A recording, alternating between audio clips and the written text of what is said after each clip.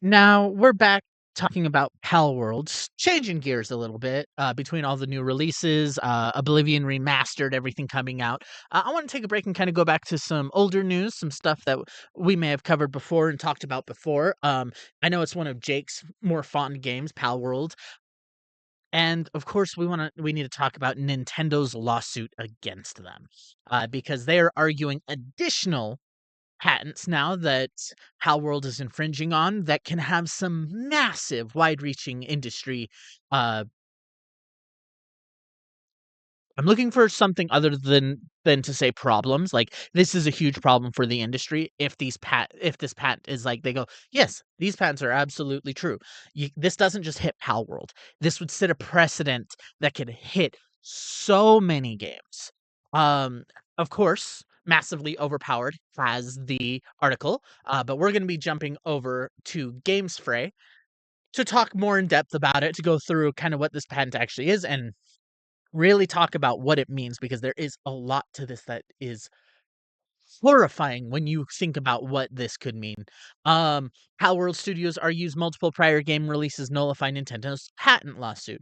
Wheels of litigation continue slowly between Nintendo and Palworld. Palworld was slapped with this lawsuit back in September, and of course, they are still fighting it. And they're probably going to be fighting it for years to come. We know how slow litigation is, especially this kind of thing with discovery and patent lawsuit. Um, this was all in Japan, which has very strict patent rules and very strict copyright. For instance, in the Japanese legal system, there is no such thing as fair use. So it's easier to argue patents there than in the US. And now, of course, they're trying to bring those patents over to the US. They were see- Nintendo was seeking $66,000 in damages, and of course, my computer's restarting, so it's going, "Hey, you don't have a Mac fee or whatever they require." And I'm like, "No, I don't want it." Back to what I was saying. Nintendo was seeking $66,000 in damages and an injunction against the Survival Sandbox. The $66,000 is chump change. Nintendo is a $1 billion company. $66,000 against a dev like Pocket Pair is nothing. What they really wanted was that injunction, and the precedent set it forward. Because if they could get this passed through and this set up, Nintendo could begin to go after other places and start working against maybe some other bigger problems. This is why I said this can have some major connotations. Once you set precedent, you're letting the genie out of the bottle. And I think that's one of the reasons why this lawsuit needs to go away. I don't think Pocket Pair can afford to settle this.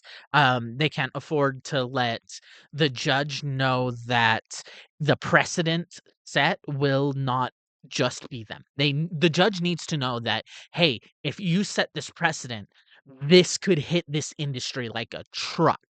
Some of the mechanics that they're talking about um, are, of course, throwing an item throwing an item to capture an enemy or to deploy an enemy. We actually saw Palworld remove that already.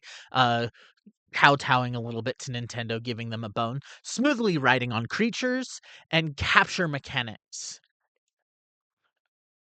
Okay, so Nintendo's arguing a lot of things, and the one I want to focus on is kind of the one that's smoothed over here, and uh, Games Fray talks more about it because I want to actually read through what this patent is because that matters a lot because it is a very broad patent, one that needs to be rejected and argued against because this can hit so many companies and so many games in development.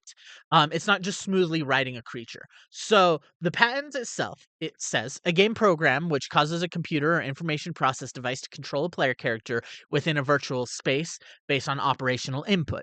That's legalese. That means software, hardware, a game, not hardware, but a games program in which you control a character within a space.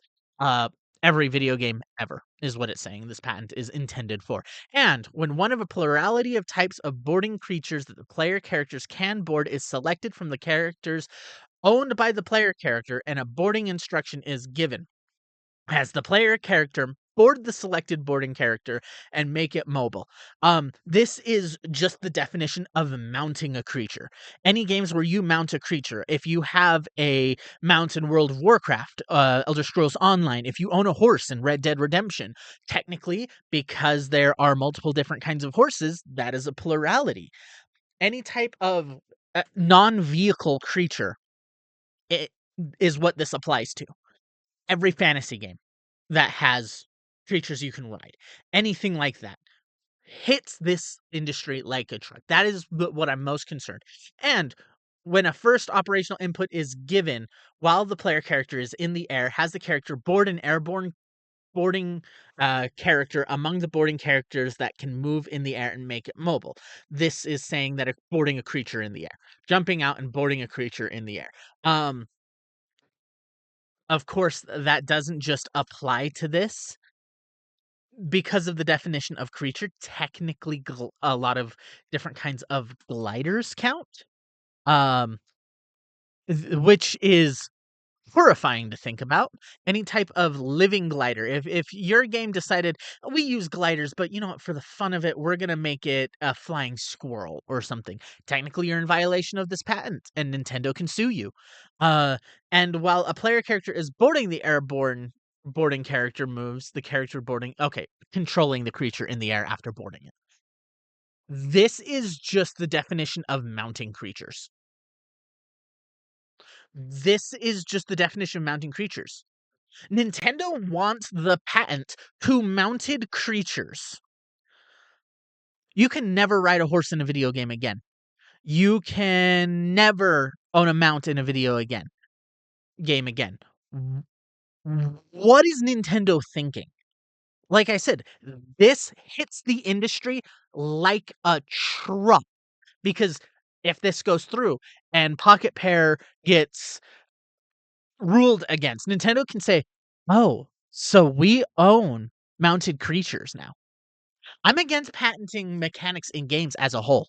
I don't think it's a good idea. It's inherently anti-competitive. Nintendo's a titan of the industry, smaller than Microsoft or Sony, but they're still a titan. They're still a billion-dollar company, and they're trying to say, no, no, we own this very broad mechanic, just like we own throwing throwing items to capture creatures. We own that. Uh, this is ridiculous because this implies other things. Again, I'm against patenting these kind of mechanics as a whole, because when you patent these kind of mechanics, it limits the rest of the games industry. I talked about this before, long time ago, when I was kind of talking about Shadow of War and the Nemesis system. Monolith owns the Nemesis system. WB owns the Nemesis system. Unfortunately, I believe the studio that owns the Nemesis system is currently being decommissioned, which means technically unless WB wants to hand it over to another studio, no other game company can use the Nemesis system. Now, that is a very niche system. That is a system that has a lot of moving parts to it. But when you're saying that you can patent specific mechanics, did you know that a lot of scroll wheel types are patented? And when these scroll wheel types are patented, other games are very limited in their UI design. For instance, I think it was Need for Speed.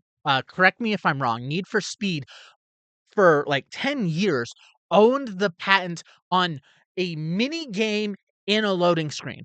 If you ever played a game, I played an old game where you could play Pong in your loading screen. That company owned that patent for 10 years. No other game could say, you know, this loading screen's going on. We could have a mini game going. No one else could do that because they own the patent to that. And those are like minor kind of niche things. Those are like, oh, quality of life changes. This is a functional mechanic to a lot of games. This is absolutely ridiculous, because what if Nintendo comes out and says, "Hmm, uh, now that we're gonna patent this, let's patent a character jumping." Again, I am going to the absurdist, furthest part of this slope, and I'm saying this is a slippery slope because companies are greedy, and the fact that they're saying, "Hey, We're doing this. We're putting these patents forward, and we're gonna retroactively apply them. That is ridiculous. Pocket Pair has already been in development of this game.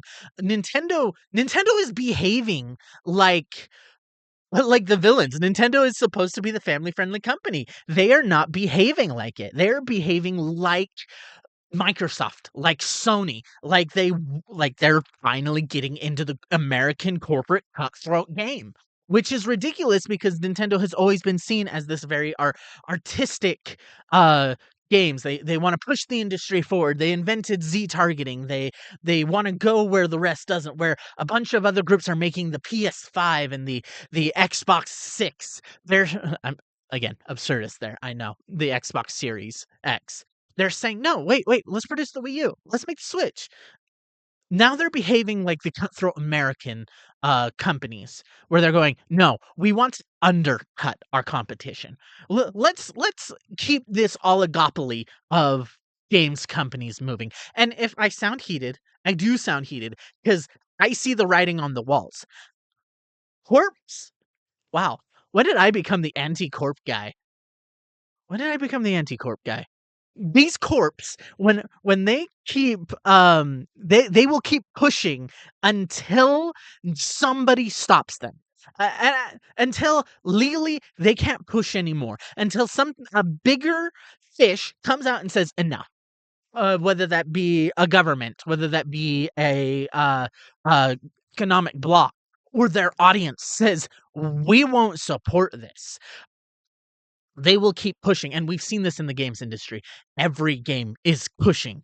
Every game is trying to eke a little bit more money. It's not about the art anymore, it's about the business. It's about the trillion-dollar business, and the best games that are coming out of nowhere are the indie games that are flying out of nowhere. Schedule One, Among Us, all these little games that come out, and everyone's like, "No, this is I can see the artistic art behind it." The person loved the game when they made it. This is just corporate greed. And this Palworld thing has been corporate greed. Palworld is just competition. Why can't Nintendo see that, hey, their product is stronger? Palworld is not a direct ripoff. Sure, it takes direct liberties with it, and it's like, okay, yeah, I can see where they're pretty close together, but it is not a direct ripoff. Because here's the thing: if Palworld is a ripoff, um, Arc is a ripoff. They're completely different games, and Nintendo's saying, "No, they're the same." Uh, Maybe there is some character designs that are too similar, and Nintendo can go, "Okay, no, we have copyright on this. This character is obviously just a ripoff of ours." But to say we're going after them because we want to own these mechanics in these games. We want to own these mechanics, and of course, Pocket Pair's Pocket Pair's defense is literally, "Hey guys, they can't own this patent. Games have been doing this forever." They are going so broad with their patents that it's ridiculous. And I think some people need to really start looking into this because Nintendo's beginning it not beginning. It has begun its villain arc. The Switch 2 is coming out. Nintendo has begun its villain arc. Um, it's a very short article, which is why I'm like, I can just sit here and rant. I love getting up on my soapbox. And of course, if you're watching and you love me getting up on my soapbox and ranting and going nuts, this is, of course, an opinion show. Uh, uh, my just thoughts on it. Leave a comment, leave a like, subscribe if you want more. Tell me you want more of this content, and I will make more. Um, Maybe I'll also integrate like my face when I can get a new camera for home. I'm recording all from not the studio. Doing these on the off days, on the on days, Tuesdays, Thursdays, Saturdays. I do stream. You can catch me over on Twitch. Link in the description. I'm done shilling for myself. Hit that like, hit that subscribe. I mean, that's everything that we got for you right now. Again, it is a short article. Pocket Pair is just fighting the good fight, honestly. This is the good fight. You can't let Nintendo say we own mounts. You can't let Nintendo say we own capturing monsters. Nintendo can't say, "Hey, we own throwing an item." And it's ridiculous that they think they can. Honestly, somebody needs to step in and say, "No, this isn't just anti-competitive. This is monopolistic behavior." They've monopolized the Pokemon style game for so long that the second they get competition, they don't want to play fair. They just want to eliminate it. I've been your host, Isaiah. We'll catch you later.